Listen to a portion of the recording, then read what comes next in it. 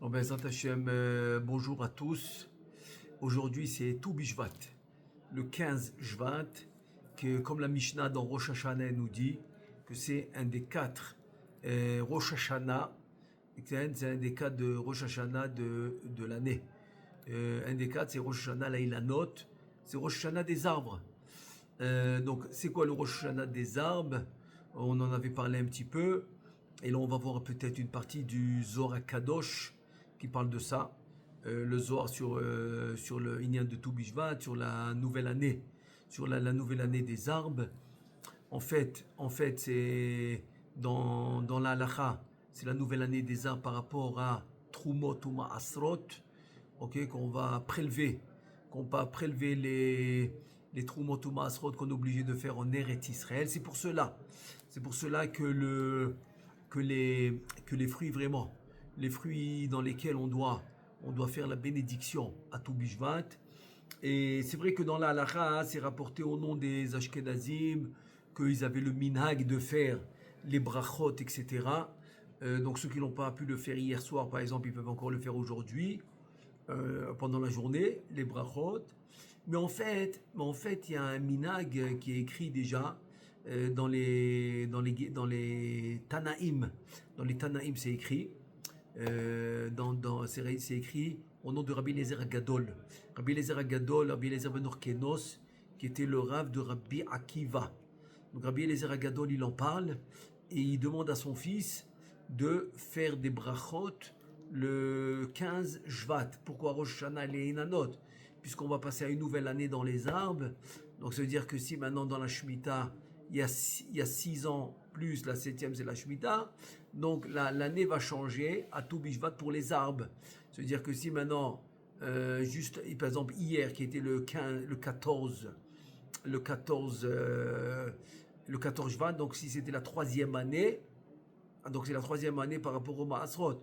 À partir d'aujourd'hui et demain, à plus forte raison, c'est la nouvelle année qui commence pour une nouvelle année de Trumot ou Ma'asrot qu'on va prélever pour les prélèvements des fruits, etc.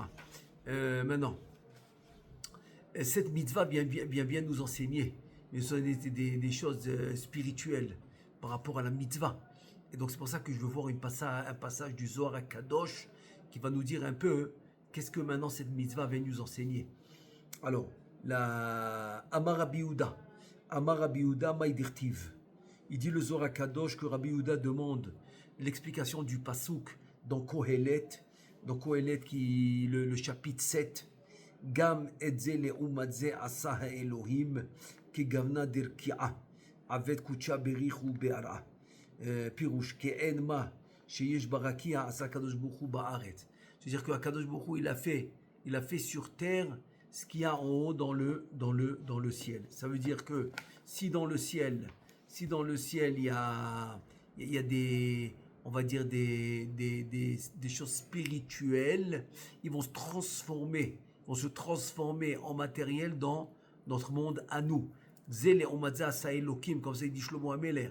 Ça veut dire que si aujourd'hui on voit des arbres et des fruits et des branches, etc., donc ça veut dire qu'il faut savoir à quoi ça correspond en haut. C'est quoi les arbres en haut? Et si maintenant il y a des créatures dans ce monde, c'est parce qu'en haut, il y a aussi les créatures, mais en spirituel. Ça veut dire que on est une conséquence, que le monde physique c'est une conséquence du monde métaphysique. Donc il y a une certaine connexion qui doit se faire par rapport à sa racine, qui est son shoresh, c'est sa racine. C'est pour ça qu'en hébreu, ça vient du mot, on va résumer ça dans le mot sha'a. Ça veut dire qu'on va prendre les initiales du mot sha'a, qui est le shin, le aïn et le he, qui va nous donner shoresh, anaf et hara.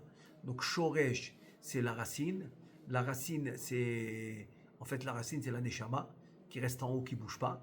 Le anaf, c'est la branche qui va descendre, et le alayara, c'est le reflet.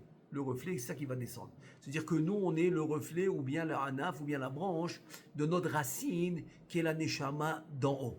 Alors, c'est-à-dire que Zéléomadza Asa Elokim, du moment qu'il y a ça en haut, qu'il y a la racine, la anaf et la yara en haut, donc c'est ce qu'on a ici en bas aussi. c'est que ça descend jusqu'ici, ça se trouve. En fait, c'est la conséquence des mondes supérieurs.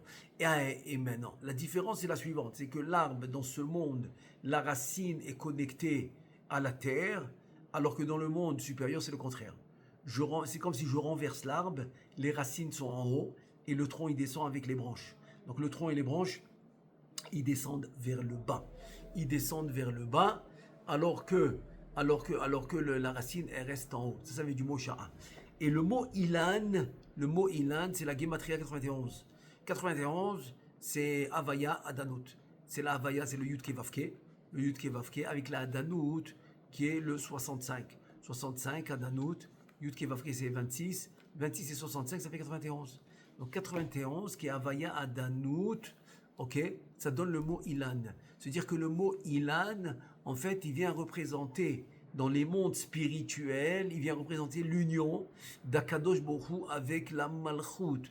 Donc il vient la Torah et te dit, écoute, toi tu es l'homme qui vient maintenant pour faire le service divin, qui va servir la Kadosh Borou, qui va servir la Kadosh Borou et la Malchut, et donc tu vas te représenter comme un arbre. C'est pour ça que le passage va nous appeler Adam Etz Hasadeh. L'homme, c'est le Etz Hasadeh, c'est l'arbre, c'est l'arbre du champ. Pourquoi c'est l'arbre du champ? Parce que tu dois représenter la Havaya Adanut. Havaya Adanut, c'est le Yud Kevavke avec la Adanut qui sont en fait Akadosh Borou et la Malchut. Akadosh Borou, c'est le Yud Kevavke. Adanut, Aleph Dalet Nun Yud, c'est la Malchut, donc qu'on doit réunir. C'est pour ça qu'on dit les Shem Yechut Kushem Yechut Shrente qu'on doit réunir. Et maintenant, en étant le parallèle des mondes supérieurs, qui est la conséquence. Donc, on doit à tout prix faire cet arbre fruitier. L'arbre fruitier, ça veut dire la Torah et les mitzvot. La Torah et les mitzvot qui va s'appeler l'arbre fruitier, qui va donner des fruits. Donc, il y a aussi la première mitzvah de la Torah. C'est pour ça que l'otoviot adam levado, qu'il soit tout seul, qui doit être marié. Pourquoi? Parce que les fruits qu'il doit amener, c'est les enfants. C'est la première mitzvah de la Torah. Et à part ça, et à part la première mitzvah de la Torah, c'est qui est les enfants, il y a la Torah et les mitzvot, parce que ça c'est tout le temps, à chaque instant, à chaque moment, que l'homme y vit dans ce monde. Alors que le Piria Verivia, c'est le temps qu'il peut. Quand il a la possibilité de le faire, etc. Et donc il va faire la mitzvah. Mais cette mitzvah de Torah mitzvot, c'est continuel. Et en fait, maintenant, je vous donne un exemple que le Midrash y raconte. Le Midrash y raconte un truc incroyable par rapport à la naissance. À la naissance de Rabbi Shimon Bar Yochai. Comment Rabbi Shimon Bar Yochai il est né? Comme ça on va comprendre un peu c'est quoi l'arbre qui devient un fruitier. Comment Rabbi Shimon Bar Yochai il est né? Alors, son père, comme tout le monde le sait, il s'appelle Yochai, Rabbi Shimon ben Yochai. Sa mère, elle s'appelait Sarah. Donc, Yochai est marié avec Sarah. Et voilà que Yochai et Sarah n'ont pas d'enfants. Ils n'ont pas d'enfants, ils racontent. J'ai vu ça dans le livre de Rav Messas. Rav Messas, il ramène, parce que dans le Midrash lui-même, j'ai pas vu. Mais bon, je suis sûr que lui, il a dû le voir quelque part, dans un Midrash. Mais en tout cas, le Rav Messas, à la vache Shalom, il ramène cette histoire de Rabbi Shimon. Donc, Yochai va se marier avec Sarah. Et voilà qu'ils n'ont pas d'enfants. 1 an, 2 ans, jusqu'à 10 ans, il n'y a pas d'enfants. Yochai et Sarah s'entendent à la perfection, s'entendent très bien, etc. Il n'y a pas de problème. Mais voilà que Yochai, à la fin, il veut des enfants. Donc il va parler avec Sarah, il lui dit écoute, je sais, on s'entend très très bien, je t'aime énormément, mais tu comprends-moi, je veux des enfants. Donc je veux que tu me permettes de me remarier. Voilà, qu'on divorce, comme ça je peux me remarier pour pouvoir amener des enfants. Et c'était, on va dire, 1 ou 2 mois avant les fêtes, avant Rosh Hashanah, Sukkot, etc. Et là, Sarah lui dit écoute, je te comprends, tu as raison, mais donne-moi jusqu'aux fêtes. Au moins comme ça je me prépare même mentalement et même physiquement. Et comme ça, il n'y a pas de problème. Après les fêtes, il n'y a pas de problème. Tu pourras me divorcer. Comme ça, Bezrat Hashem, tu pourras avoir des enfants, etc. Il n'y a pas de problème. Donc, Yochai, il n'a pas vu d'inconvénient. Attends jusqu'au fait, il a accepté. Et voilà que Rosh Hashanah arrive. Et Yochai fait un rêve. Yochai fait un rêve. Et dans ce rêve, qu'est-ce qu'il voit? Dans ce rêve, il voit un jardin avec beaucoup de gens extraordinaires, des belles barbes. Ils sont tous accoudés sur un arbre, mais chacun il est différent. Alors il y en a qui sont accoudés sur un arbre très fruitier, et il y en a qui sont accoudés sur un arbre beaucoup moins fruitier, ou il y en a qui sont accoudés sur un arbre sec, complètement yavèche, complètement sec. Et comme ça. Et lui aussi, dans le rêve, il se voit Yochai, accoudé sur un arbre qui est complètement sec. Mais sec. Ok, il comprend pas. Et voilà que quelqu'un de très, avec une grande barbe comme ça, qui a l'air très pieux, il sort comme ça avec une cruche d'eau, et il passe comme ça, un après l'autre, il passe devant les arbres qui sont secs et fruitiers, etc. Donc certains arbres qui sont secs, il leur verse de l'eau de la cruche, et l'arbre devient fruitier. Waouh, il fleurit. Et l'arbre il fleurit, etc. Magnifique. Il y a des arbres qui sautent, et il y en a qui l'arrosent. Donc il y en a qui restent secs, il y en a qui qui fleurissent, qui deviennent fruitiers, etc. Et voilà, petit à petit, il en laisse comme ça, il n'arrose pas, d'autres qui l'arrosent, etc. Il les choisit. Et voilà arrive le tour de Yochai, le père de Rabbi Shimon Bar Yochai. Il arrive son tour. Et Yochai, il attend de voir qu'est-ce qu'il va faire. Il arrive devant Yochai, il pose la cruche, la grande cruche, il prend de sa poche une petite fiole, et il ouvre sa petite fiole, il arrose l'arbre de Yochai, et l'arbre il fleurit, il devient fruitier, magnifique, splendide, il est magnifique, très bien.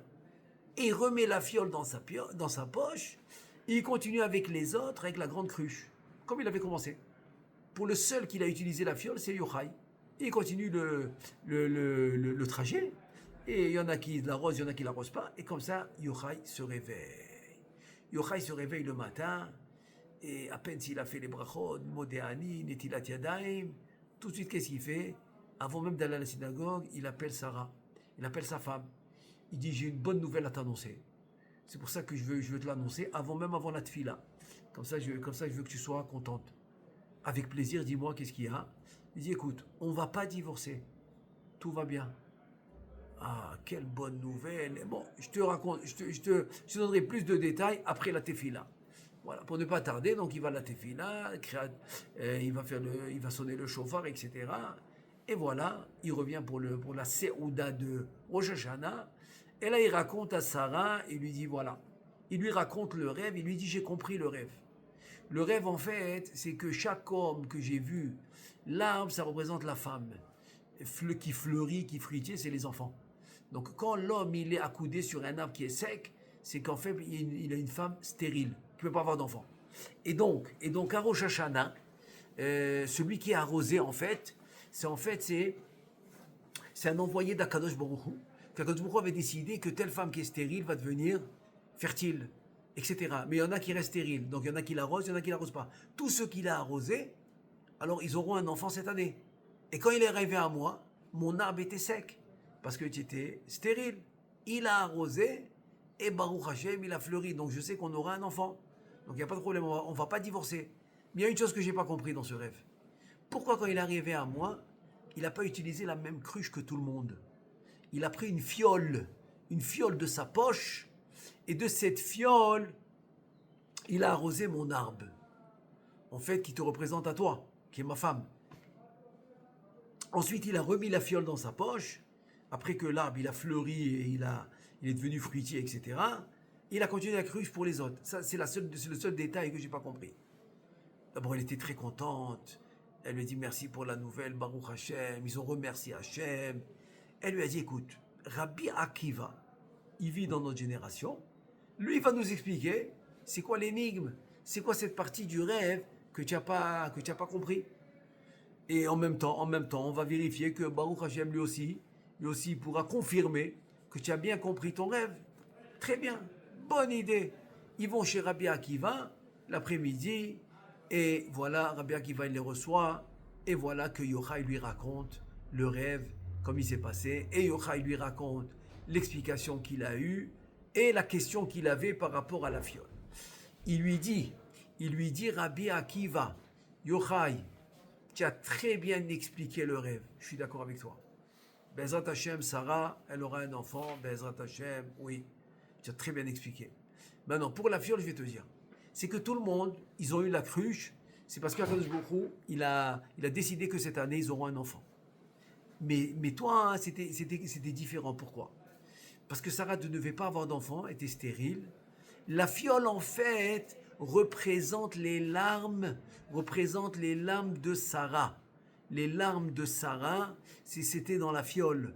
Donc, il fallait utiliser les larmes que Sarah a versées parce qu'elle a fait la tefila.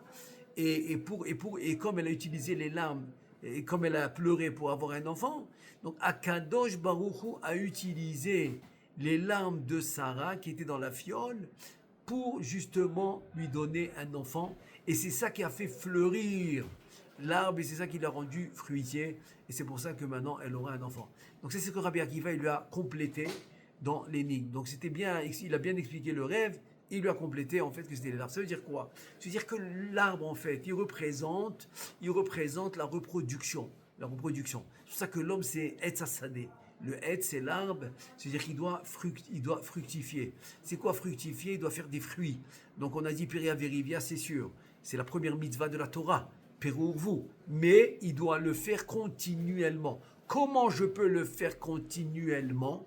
Il dit Rabbi Yehuda, גם את זה לעומת זה עשה האלוהים, דרכיה עבד קודשה בריחו בהרעה, וכולהו רמיזה למה דלעילה.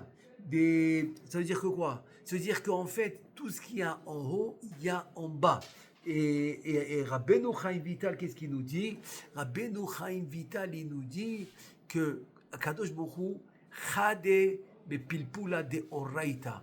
Akadosh Baruch Hu, il est heureux d'écouter les divrei Torah. Les divrei Torah de l'homme, il est heureux de les écouter. Ça s'appelle Chadé. Chadé, c'est heureux d'écouter les divrei Torah que l'homme y fait dans ce monde. Et ça veut dire que quoi? Ça veut dire qu'il y a une attente continuelle en haut, que l'homme, tout le jour, il fasse, on va dire, de la reproduction. Mais c'est quoi cette reproduction? En fait, c'est une reproduction spirituelle. Comment elle se fait? Par les mochines. C'est quoi les mochines? C'est qu'on a tous trois cerveaux dans la tête. Celui qui a déjà vu une cervelle, la forme d'une cervelle d'un animal, c'est à peu près la même forme. Il y a la droite, la gauche. En fait, c'est un morceau, mais c'est divisé en trois. La droite, la gauche et l'arrière, en fait, où il y a le dalet des tfilin. C'est en arrière, il y a trois cerveaux. Le cerveau de droite, il va s'appeler la chokhma. C'est emmagasiner les informations. Le cerveau de gauche, il va s'appeler la bina. C'est Mevin Davar Mitot Davar, il va jongler avec les informations. Ensuite, il y a le cerveau de gauche. Le cerveau de gauche, on a dit, c'est la bina qui va jongler avec les informations. Mevin Davar Mitot Davar. Ensuite, il y a le cerveau d'en arrière qu'on a dit, le dalet des tfilin. Celui, il va trancher. Il va trancher parce que sans trancher, eh ben, tu peux t'étaler, ça ne peut jamais finir. C'est pour ça qu'on a besoin d'un certain nombre de tranchées. La halacha, ça s'appelle aliba del cheta. Pour arriver finalement à la halacha, il faut trancher. Et ça se fait avec le da'at. Le da'at, c'est le troisième cerveau, c'est lui qui tranche. C'est pour ça que chez la femme, par exemple, cette qualité de da'at, elle est faible. C'est pour ça qu'elle a besoin du complément de son mari. Que son mari va l'aider à trancher. Par contre, la bina, très très très développée chez la femme. C'est pour ça que la femme, elle va voir des choses que l'homme ne pourra pas voir. C'est pour ça que souvent je donne des conseils. Quand quelqu'un maintenant il veut prendre un associé, il est en safek, il a un doute, ça veut dire que peut-être oui, peut-être non, il n'est pas 100% sûr, je lui dis très très simple, très facile. Tu l'invites à la maison une fois, un thé, des gâteaux, tu le laisses venir à la maison une fois, et quand ta femme elle est à la maison, évidemment, qu'elle vous sert un thé, un café, etc., que tu laisses ta femme l'observer, comment il te parle, ce que toi tu vois pas, elle les voit, elle a un sens développé qui s'appelle la bina, mevin davar mitor davar, elle va savoir jongler avec les informations et tu peux lui faire confiance. tu peux lui faire confiance, parce que chez elle, c'est très développé ce sens, mais elle ne pourra pas prendre de décision. Parce que d'un autre côté, et c'est pour ça que des fois, elle est, comment on appelle ça, méboulbal.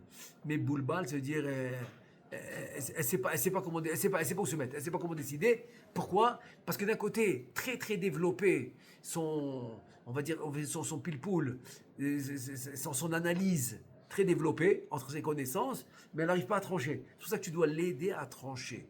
Tu dois l'aider à trancher, donc tu peux lui faire confiance. C'est vrai que je dis ça comme exemple, et ça a toujours marché. Ça a toujours marché parce que ce sens, il est développé chez la femme, donc on peut lui faire confiance de ce côté-là. Et par contre, l'homme, il a le troisième qui est le da'at, c'est trancher. Maintenant, ces trois cerveaux, chaque fois que tu dis un mot de la Torah, tu les utilises. La chokhma avec la bina, c'est l'association des deux. Et c'est qui cause l'association des deux? C'est le da'at, c'est le machria. Donc ça fait zivug miné ou b. C'est-à-dire que ça se fait une association entre les informations, entre développement et entre jongler entre les informations, qui est chokhma bina, et ensuite trancher avec le da'at.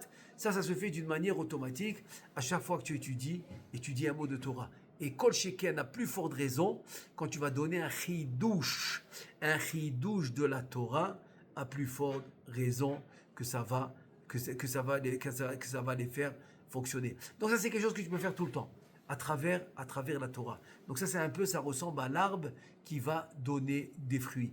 Et donc c'est pour cela qu'il te dit le Zohar HaKadosh des cas d'Avachama. Quand il nous raconte en fait sur Rabbi Abba que quand il regardait un arbre, des cas d'Avachama, Chamé Rabbi Abba Khadilana de Ibe, Itavid Ofa de Parachmine. ואמר יבוא בני נג'ה ידי למען רמיזן, אבו מבזען, מלבושעון טבורהון, למען דאית נשי חוכמה מנהון. כל שכן בשאר מה, d'Avad Koucha Berichou Be'aram. C'est-à-dire, en deux mots, si les gens ils savaient que c'est quoi les sodotes qui sont rémousim dans ça. Là, on parle d'un arbre qui se trouve à Tveria, qui est pas loin du kever de Rabbi Chia ou Banav. Si vous connaissez là-bas sur la route, il faut monter beaucoup d'escaliers. Vous vous arrêtez sur le côté sur la route. Il y a des escaliers, beaucoup d'escaliers. C'est la tombe de Rabbi Chia ou Banav. Rabbi Chia et ses enfants, ils sont en haut de ces escaliers-là. Et là-bas, à côté, il y a un arbre qui fait pousser des oiseaux. Et tant qu'ils sont pas aptes encore à voler, ils sont accrochés par leur bec. Par leur bec, ils sont accrochés dans l'arbre. Et dès qu'ils ont fini de grandir et de grossir, etc., ils se détachent de leur bec, de l'arbre, ils se mettent à voler. Comme ça, des arbres. Il dit combien de sodotes il y a? Il te dit, Ayu kor'im bigdehem, atebura alma shenishtakecha chokhma, mem sodot chokhma mehem. Kol sheken bish'ar advarim, sha'asa kadosh baruch hu ba'aretz. En deux mots, il te dit que, en fait, c'est un remède, ça. C'est vrai que dans le monde physique, il y en a qui disent qu'ils ont vu ça. Ils ont vu ces oiseaux-là qui grandissent et ils sont pas cachers dans la cache-route. Tu vas pas les trouver cachers, non. Ils sont pas. Mais bon, ça c'est dans le monde physique. Mais dans le métaphysique, qu'est-ce que ça représente? C'est quoi l'allusion? C'est quoi l'allusion de ces oiseaux-là qui poussent dans l'arbre et qui s'envolent?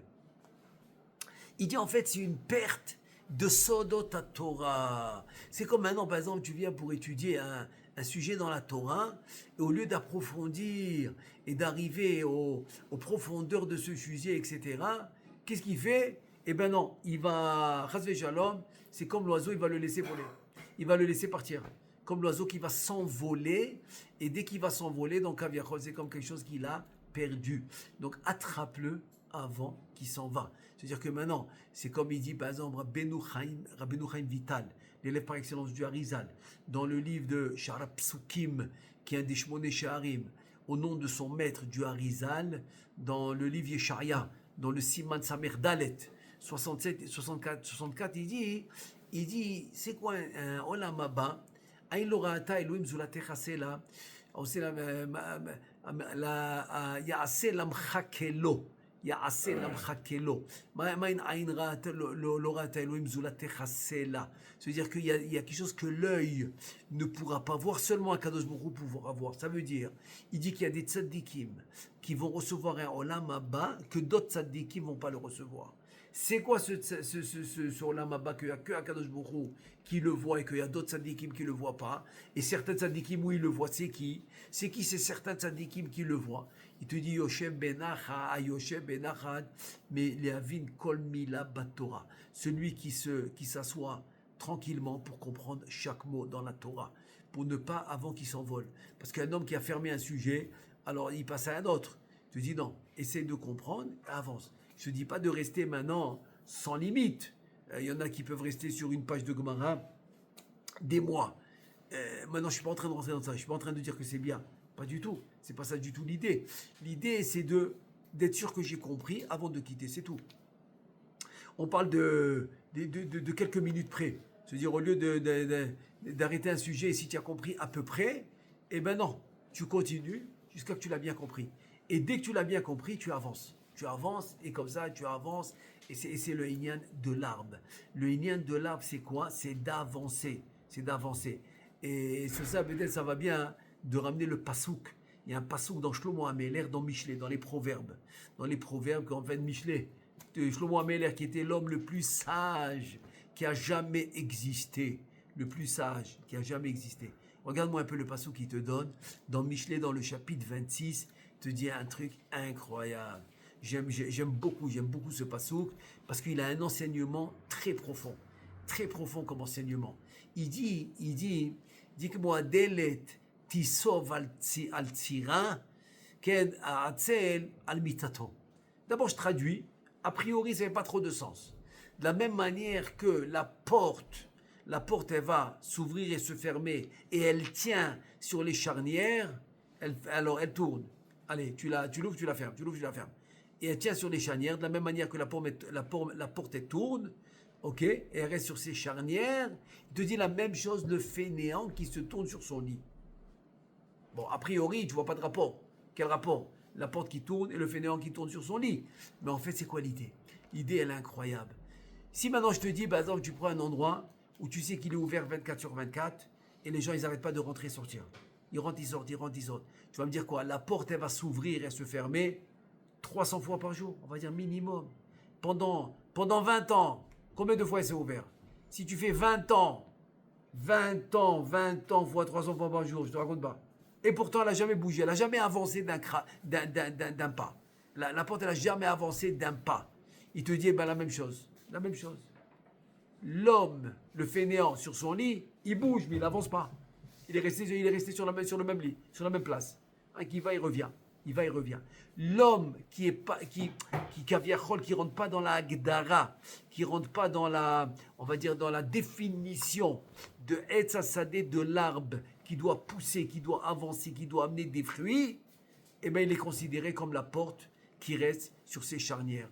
Tu peux l'ouvrir et la fermer, elle bouge pas. Elle bouge pas d'un centimètre. Au contraire, si la porte, elle bouge, alors elle va plus fonctionner comme il faut. Il faudra la réparer. Donc justement, la porte, c'est ça le machal. Le machal, c'est que la porte, elle ne bouge pas. Mais l'homme, oui, il doit avancer. Lui, il doit bouger. Donc ça, c'est un peu l'idée. C'est un peu l'idée qu'on apprend de tout Bishvat, de Etz Hasadeh, que l'homme, il est Etz Hasadeh qui doit avancer. Il doit avancer, pourquoi? Parce que Beno Chaim Vital, il dit que tu es venu réparer Naran, Nefesh, Ruach, Neshama. Tu es venu réparer. Chaya Yechida, qui sont les makifim, qui sont les lumières environnantes. Pas besoin de revenir en Gilgoul là-dessus. Mais pour Nefesh, Ruach, Neshama, obligé de revenir en Gilgoul jusqu'à qu'il répare les trois, on va dire les trois aspects de Nefesh, Ruach, Neshama. Il est obligé de les réparer les trois. Sinon, il continue à revenir en Gilgoul. Par contre, pour les lumières environnantes, non. Alors, comment maintenant un homme il peut réparer les trois? Eh bien, c'est quand il aura fait chaque mitzvah. Benefesh, Ruach, Neshama, ça veut dire Bedibour, Bemarshava, Bemaase. C'est-à-dire, il aura fait l'action, c'est le Nefesh. Le Dibour, c'est le Ruach. La Marshava, c'est la Neshama. Donc, quand il fait le Maase, c'est le Nefesh. Quand il fait le Dibour, c'est le Ruach. Quand il fait la Marshava, la pensée de l'action, c'est la Neshama de l'action. Il est obligé de le faire. Et d'un autre côté, il te dit, tu dois aussi faire le Pardes le Pardes Torah. C'est quoi le Pardes Torah? C'est le Pshat, le Remez, le Drash, le Sod. Le Pshat, c'est le Olam Asiya. Le Remez, c'est le Olam Yetzira. Le Drash, c'est le Olam Bria. Et le Sod, c'est le Olam Atzilut. Pour pouvoir accéder à tous ces endroits-là, Bezrat Hashem au Gan Eden. Et ensuite, Bezrat Hashem plus tard, l'Atid Lavo, ça va être au Olam Haba. Mais pour accéder, tu es obligé de les acquérir grâce à la Torah. C'est-à-dire que dès que tu étudies un mot de Torah, par exemple, il te dit dans le Chumash, dans le Tanakh, eh bien, tu accèdes à la Asiya. Si par exemple tu étudies un Remez, un beau Remez, alors tu accèdes à la Yetzira. Si tu étudies maintenant un Drashot de la Torah, Drashot de la Gemara, tu vas accéder à la Bria.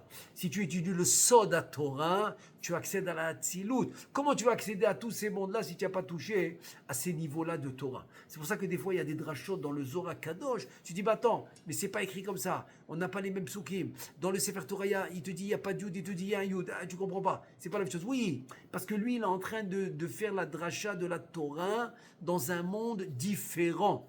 Dans un monde différent que toi. Parce que dans chaque monde, la Torah existe, mais à un niveau différent. Pour accéder à ce monde, tu es obligé de toucher à cette Torah qui est en fait dans ce monde-là, dans ce monde précis où tu veux acquérir. Et en faisant par exemple la Gemara, et si tu fais surtout en plus, après tu rajoutes, comme il faisait le Harizal, il rajoutait une explication selon le Sod dans la Gemara, il te dit, eh ben, c'est magnifique. Pourquoi? Parce que dans la Gemara, d'un côté, tu commences par exemple, tu fais de toute façon, c'est le Pshat. Après, tu fais un Remez, c'est la Yetzira. Après, tu fais un Drash, c'est la Bria. Après, tu fais un Sod, des fois, c'est la Yetzira. Oh, des fois, tu peux jongler. Puis, tu es dans le Drash, après, tu sors au Remez, c'est-à-dire, il faut savoir toucher à tout ça. C'est ça qui va faire avancer l'homme. Pour ne pas que Chas Shalom, il est comparé à la porte qui est sur les charnières, qui ne bouge pas, qui avance pas. Parce que l'homme, il doit avancer. C'est ça, être Sadé. Donc tout Bishvat, en fait, c'est pour ça qu'on doit faire le maximum de brachot.